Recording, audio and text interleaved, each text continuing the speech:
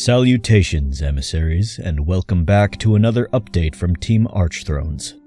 I'm your host, StrugglerVA, and this time around, we're kicking off the first episode of our Weapon Spotlight series. In these videos, we'll be dissecting all the various changes made to the weaponry found in the vanilla game.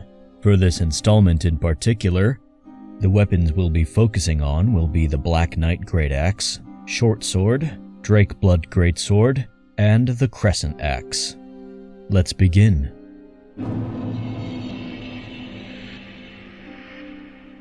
Firstly, we have the Black Knight Great Axe. This weapon was always notorious for its insane damage output along with its terrifying two-handed heavy attacks. To stay in line with all the previous changes we've made throughout Archthrones' lifespan, we've made the decision to change this weapon class from a Great Axe to a colossal weapon. However, we've also decided to keep its iconic one-handed and two-handed standing attacks, as they offer a unique approach in contrast to other colossal weapons. Its light attack chain has been standardized to end after its third attack. You might recognize this third attack as the heavy attack found on the Prelate's Crozier in Elden Ring. Next, let's talk frame data. Like the rest of the colossal weapons, all of its attacks have been improved as such. Faster attack speed, quicker cancel windows, and better tracking and steering all work together to make this weapon's moveset feel less sluggish and restrictive. In addition to these changes, this weapon has also received a revamped weapon art. Allow me to introduce you to Demon Hunt, a high-powered slash that travels a great distance and causes an upward launch on hit. This ancient technique was designed to combat demonic foes spawned from the chaos itself, allowing you to cleave an opening into even the largest of foes. This skill grants a level 3 hyper armor bonus and provides a 50% reduction to incoming damage once the attack begins motion. It may be slow, but when used at the right time, it packs a devastating punch to anything in its path.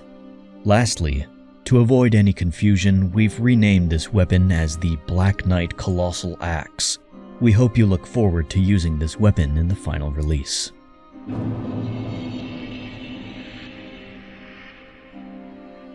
Next, we have the Shortsword.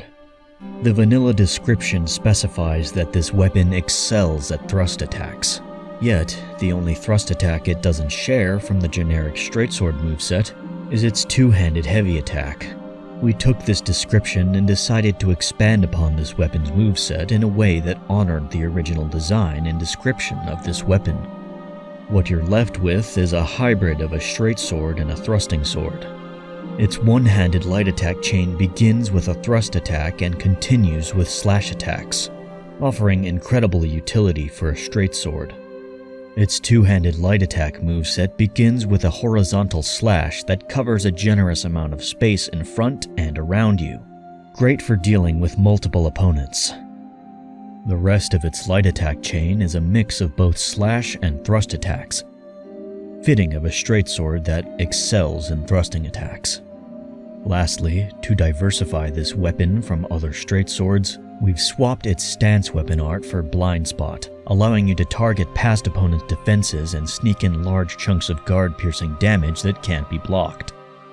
While one of the shortest straight swords, its moveset and weapon art more than make up for its lack of range by allowing you a unique and heterogeneous approach to combat encounters.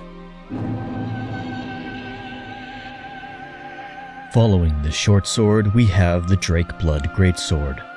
Being one of the smallest weapons in its class and having a nearly identical moveset to Hollow Slayer, we decided it would be for the best to use this weapon as a poster child for a new weapon class, the Light Greatsword.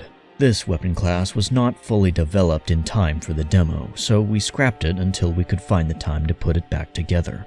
This weapon utilizes the moveset of the Light Greatsword weapon class found in the Shadow of the Erdtree DLC of Elden Ring. As such, this weapon is now much faster and has attacks with high amounts of root motion to account for its lesser reach.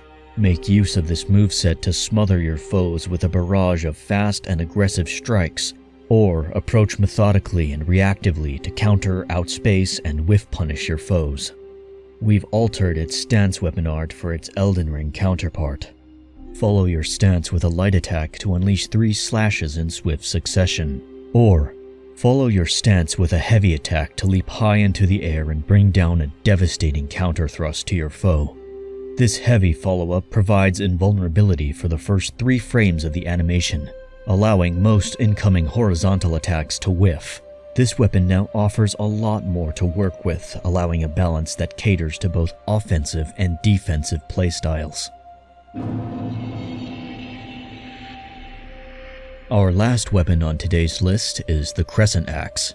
You've seen this weapon as a large axe in Demon Souls, an axe in Dark Souls 1, a great axe in Dark Souls 2 and Elden Ring, and a halberd in Dark Souls 3. This weapon has a significantly varied history within all Souls titles, altering its properties in each different title it appears in. We've decided to continue this tradition, but unlike the Drakeblood Greatsword changes, we've chosen to use this weapon as a means to introduce an entirely new weapon class exclusive to Dark Souls Archthrones. Introducing the Dane Axe, a weapon class that blurs the line between axe and halberd.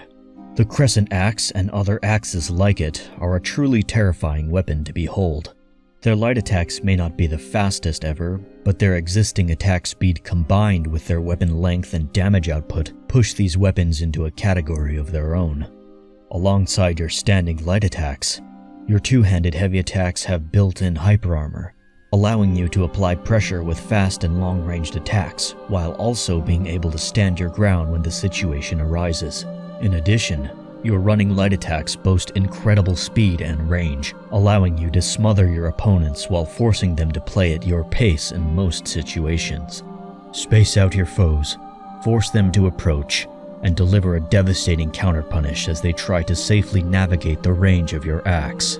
And when they least expect it, stand your ground and shrug off an incoming attack to retaliate with an attack of your own. More information about this weapon class will be shared at a later date. And that's all I've got for today's video.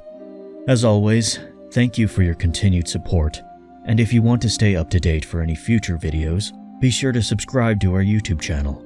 Links to our Ko-fi and Patreon are in the description as always, should you choose to support us. Until next time, emissaries.